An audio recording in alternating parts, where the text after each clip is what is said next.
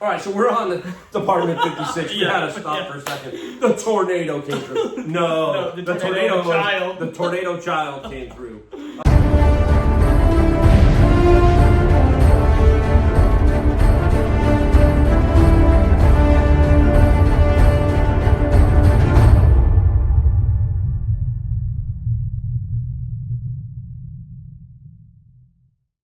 Hey everybody, it is Mike, the Golden State Picker, and I got my son-in-law here, Adam. Say hello. Hello, Adam the Coastie Picker. Adam is the Coastie Picker. So Coastie Picker. Yeah, you'll see a pirate ship on it. Pretty cool little intro logo. I think you have two or one. Yes, two different intros. So Coastie Picker.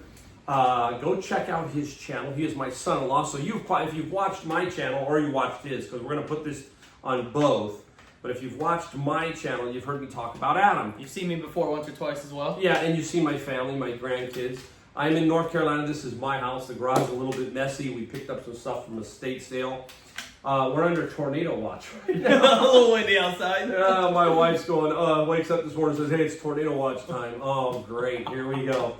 You know, it's like, and then a tree branch fell. I didn't tell you that. No. A tree branch fell in the backyard. And she goes, a big tree branch fell on the backyard. What's and like I look, big? it's like that.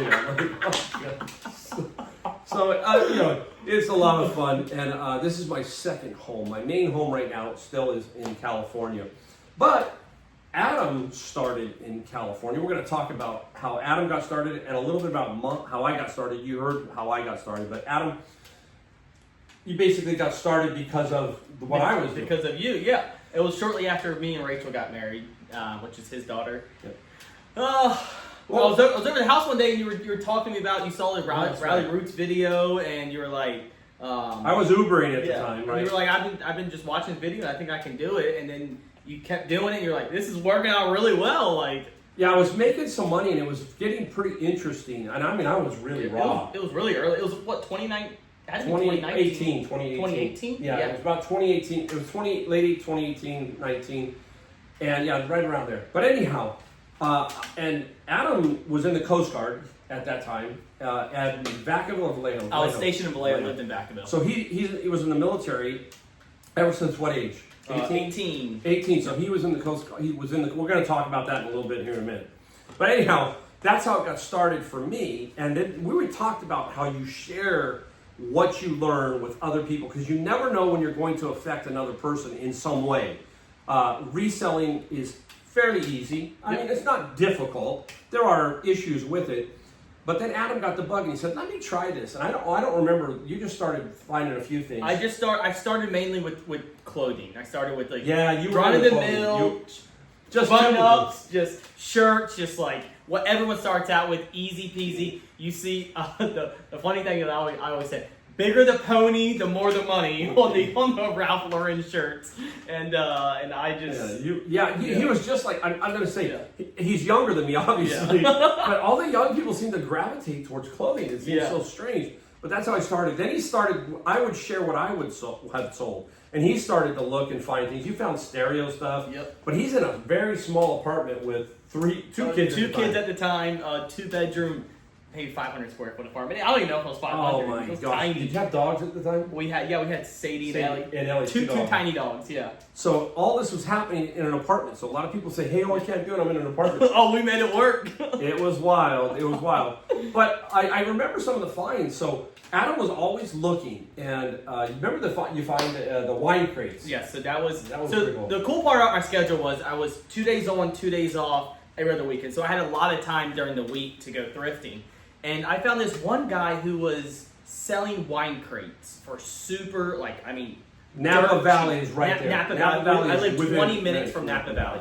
Dirt cheap wine crates straight from the winery. I talked to him, he said, oh yeah, the wineries just get rid of them, they give them to me, and then I sell them. I'm like, oh, that's pretty sweet. So he would, instead of selling me the whole wine crates, he would take them apart, and he would just get the face frame, the face frames up with the logos, which was really cool. And I mean, I would fill up my entire car full for $25-30, and I was selling them like hotcakes. I mean, I couldn't do a search on eBay for wine crates. Yeah. And what people do is They line their wine cellars. They line the walls with wine them. cellars. I was selling them like crazy until the guy figured out I was reselling them on eBay. I mean, I don't know why he was mad because he was selling them. He got them for free and he was selling them. And then I was selling Somehow them. he figured it out. He got mad. He found out that I was selling them on eBay and he said, I'm not selling them to you anymore. I said, whatever. But it was, I mean, that was probably a month, 2 months before we were moving anyways, but. Yeah, so that was the crazy part. So so that was like a way that he just kept digging and kept looking on it. You hear me talk about that. Just keep trying to find your connections in whatever you're doing. It doesn't matter what you're doing. It's called networking. It's trying to figure out a way to do it. You got to start somewhere, and that's how he started. And mine kept growing, but then all of a sudden, Adam, and you can't blame my kids for any of this. California's off the charts. It's just not fair what's happening to a lot of young people because it's very difficult to make a living there, but housing is crazy. Oh, yeah.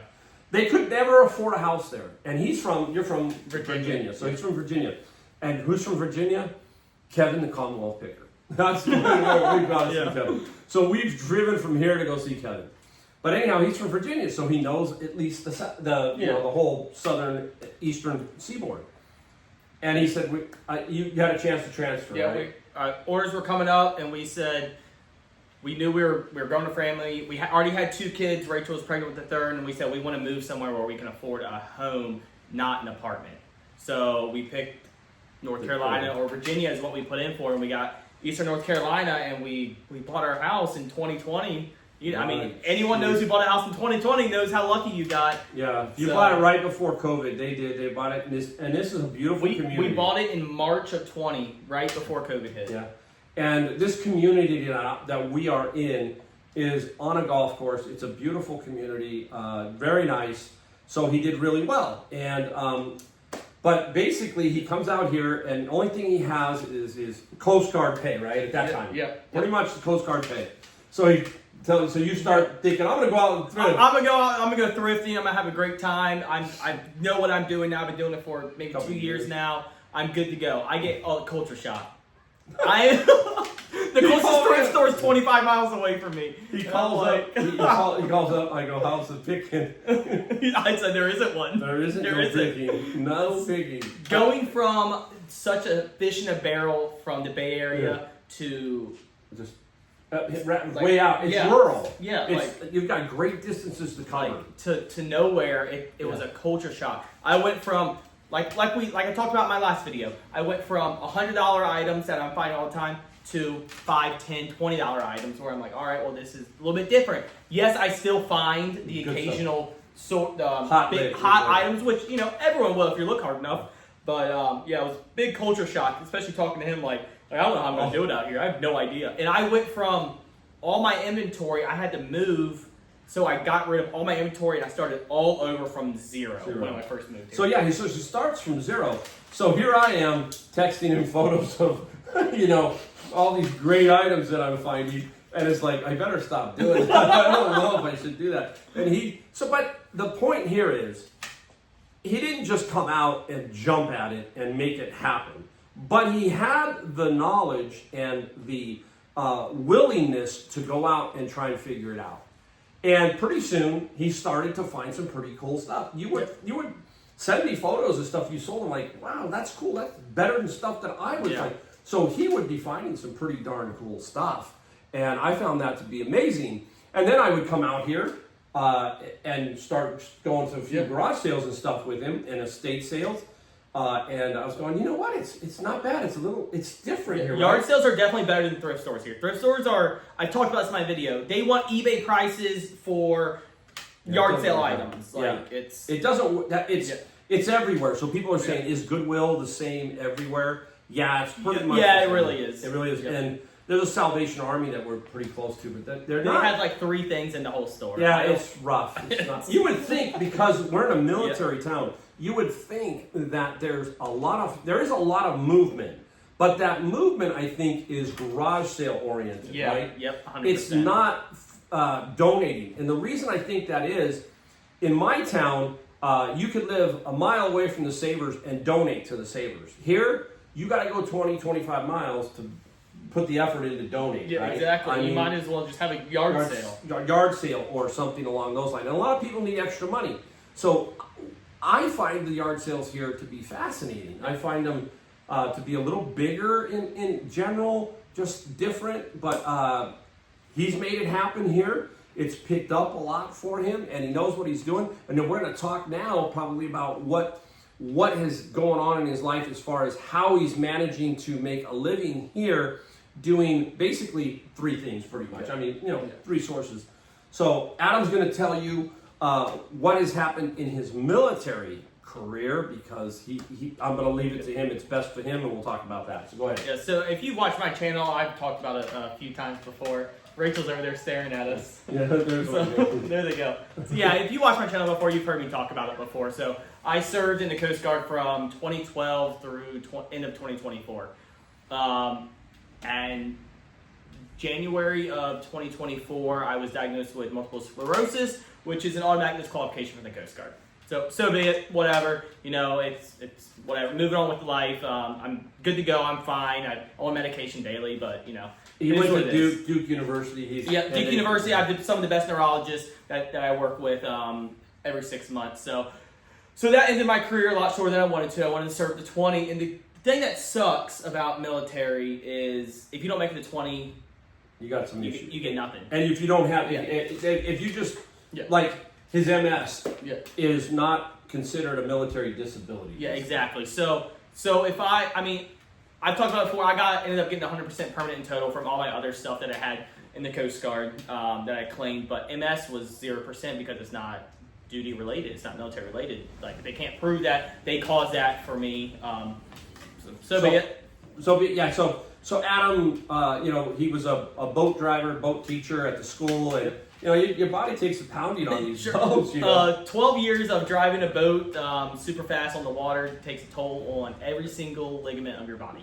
So that people don't realize that with the military. Your neighbor across the street, he was 2 weeks from coming home from Christmas, right? He broke his ankle. And he broke his ankle, shattered his ankle. I saw him the other day, and he was moving around, but then he showed that it was swelling. So that you don't see that part of the military, and it is not easy. You don't sit there and the military just goes, oh, here you go. No, it's nothing against the military. We're not going to bash it. It's like antiquated and not very. It's difficult to navigate when you have issues with them. Not with them, but with your disability and that. So Adam is getting something from the military to help him out, but that's not his main source of income. That is, it helps, right? It helps. It helps. But what Adam is doing, I'm going to tell you what Adam's doing. And he'll expound upon it. But I'm going to tell you, I found this fascinating, and I think Rachel, my daughter, thought of this idea for me. She said, "Hey, you need to do a junk hauling."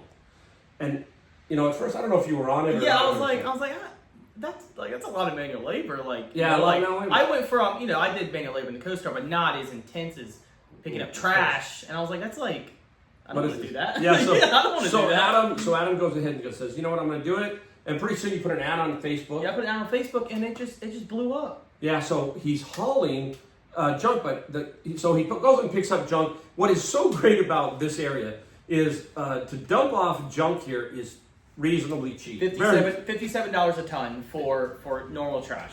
California, forget that. You're gonna it's just, and blah blah. So anyhow, but I think the thing that's happened here is this community we're in has about 400 homes in this one community, and then there's rural stuff outside. He's able to get all this stuff because people have to go to the dump, which is 20 miles. Yeah, there's about 25 minutes, about 20 minutes from where we're at. Yeah.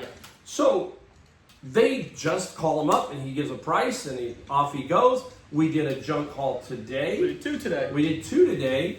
And I've been on several others with him in the past. And what's great is I've been on several reselling adventures where he's picked stuff up, right? Where he's actually got stuff to resell. So they pay him to haul it. And then the Department 56. Yeah, then I get paid to sell it. So he gets paid to sell it. He gets paid to do all of that. And all right, so we're on the Department 56. We had to stop for a second. The tornado came through. No, the tornado child. The tornado child came through. Oh, sorry. Well, the Department 56. So he's selling stuff that he finds in these junk hauls, and it's pretty amazing. And what I find, another thing I find fascinating is how he sells a lot of the stuff. He just doesn't sell on eBay. My area, I can sell stuff on Facebook Marketplace, but it's not that easy. I don't know why, but out here, what works? I love Facebook Marketplace. I probably sell 50% of myself on Facebook Marketplace and the other 50 on eBay. Yeah, I think I came in day one and somebody was picking something up as I was driving in. That was or something. I can't remember. The push cart. The push golf cart. I'm looking at this guy going, what? He's here to pick something up. And it was like a $75 golf cart that you did get at a thrift store. I got it at a thrift store for $10. And that was in one of my past videos I posted. Right, so again, every area, if you think about it, every area is different. And that's the key here. You have to find a way to sell your items, if it's just on eBay or eBay, Facebook, or garage sale, or something along those lines. That is key. The Facebook Marketplace is. I sold my golf bag. Remember, I had a golf bag here that I had brought from San Jose, and it sold. I couldn't sell it in San Jose. Brought it out here. I sold it within a day of listing it. A day of listing. So great opportunities here for that, and that's what Adam is doing. Adam's doing that. And he's also doing painting and flooring. He did my floor upstairs above here, the frog room, right? We did that. He is doing that. So he's got his fingers going everywhere, making a living, helping his family out.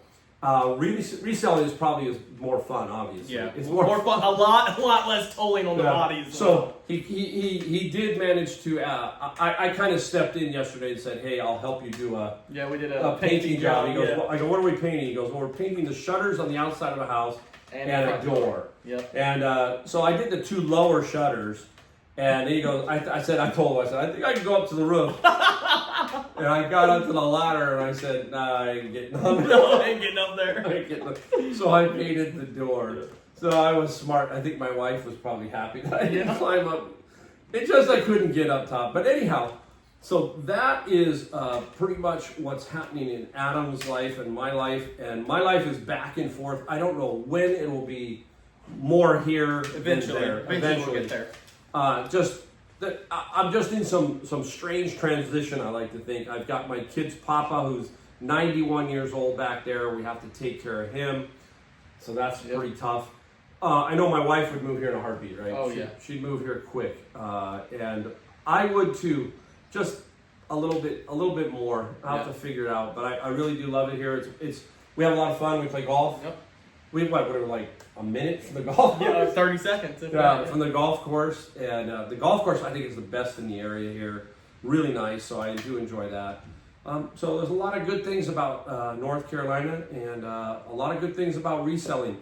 Yeah, sometimes it's slow, sometimes it's difficult. Yep. But you know what? If you keep going and you keep doing things, you'll be amazed at what will fall in your lap. I mean, you find that niche market for where you're at and just keep being persistent is the biggest key. Don't give up, right? So, like what we talked about earlier, like when I moved here, I was completely shell-shocked going from California to here, thrifting wise, and it took me a little bit, but I found my footing and found what works best. And we've actually been talking when he moves here full time. We'd like to open up a estate liquidation business. Yeah, together. Yep. I think that could fit real good here. There's a lot of barn type properties. That one barn one that we went to that I got a bunch of beer signs and stuff. So we're thinking of maybe doing that when I get here. So when I'm talking about me slowing down, maybe I will slow down as far as obviously I can't thrift every day. I can't do my bin of books, all that kind of stuff that you hear. But I can do the estate sales or something along those lines. But you see, we're constantly thinking, constantly trying to figure out the next step, the next phase. Even though I'm almost 63, I'm still trying to figure out how to make it so that you can have a great retirement, or you can get to a point in your life where you're more in control. I think you'll say that's when he was in the military had this huge say over him. Yeah, exactly. So When I could take vacations, and then I couldn't take certain jobs, like because I started my junk calling before I got out because I knew I was getting out. Even when I was doing my junk call, these businesses would call me, "Hey, can you do this?" I said, "I can't be there till 5 o'clock." Okay, well, we need someone else. Bye. Which I understand, like you can't expect them to wait. You can't expect them to wait around. Yeah. So he's now under his own, basically, self, and that's what's great. So he can control a lot. So that's the other thing. So if you're out there and you're working for somebody and you're doing part-time reselling, just keep doing it and try to figure out what it's going to take to get you to that next level. We're not saying just quit. I mean, I don't like that. Don't just quit. Don't quit. Yeah. I'm not that type of person. That's why I don't sell you anything or tell you that I want a Patreon site. And it's nothing against these people who have those. Yeah. I just don't want you to feel like, oh, you know what? I can get in there and tell you to quit your job and, you can do this. And no, I want you to learn how to do your reselling with your job and then figure out how you can transition or just keep going with both of them. Great way. Hey, everything's expensive now. Food is expensive. Gas, everything. Going out to dinner, going on vacation. Yeah. I mean, look at hotel rooms. Look at all that stuff. This might be expensive. Yeah, might be a great way for you to do that. So keep that in mind. Keep focused. Keep going. Adam is a classic example. That's why I wanted to make this video when I got here. I said, Adam, got to make this video because Adam's a classic way of doing it. Several fingers out there. And so that's what we're trying to do. So he's going to putting more videos out, right? Yep. He's been putting out a lot. I already have like 20 some videos out. Yeah, right so now, he's just getting started. Yeah, he's just getting started. So if you're on my channel, we ask. All we're trying to do is get Adam to 1,000 subscribers is my goal by the end of the year. By the end of the year, that's all we're trying to do. We want to get him. It's just a key number on YouTube. It's nothing major. Yep. We just need to just get the first big milestone you need to reach. Yeah, on the YouTube. first big milestone on YouTube is 1,000. So if you would, please subscribe to the Coastie Picker. It takes 2 seconds. 2 seconds. He's not going to bomb you. He's not going to... No, I'm not going to send you an email. Yeah, he's not going to do anything like that. But if you do watch, I think you're going to see how Adam works because he's going to take you on some junk hauls. He's going to do what I do differently. I'm in the garage a lot. He's going to be out. You'll see me a lot in my truck is what I do most of my filming in my truck. You'll see me do junk hauls. You'll see me go on paint adventures. You'll see me just do random stuff, talking in the garage, a little bit of everything for myself. Yeah, trying to make it work. You make it work. That is key. I think you're going to like his channel. So if that is something you can do, please subscribe to the Coastie Picker. And I'm the Golden State Picker. And if you're new, please subscribe to my channel. I only put out a couple of videos a week. I do it totally different than many pickers. I try to give you inspiration, help, try to show you good finds and stuff like that. And we're going to do different. Hey, I'm still growing, and I can't wait to get out here and do some different things. A lot of things out. That's what's great about owning your own business or owning this type of business or reselling. And it's the sky's the limit. Yep. It really is the limit. And we're going to get better. Adam's going to get better. I'm going to get better. Who knows? But we'll come along with our journey. Watch him. Watch me.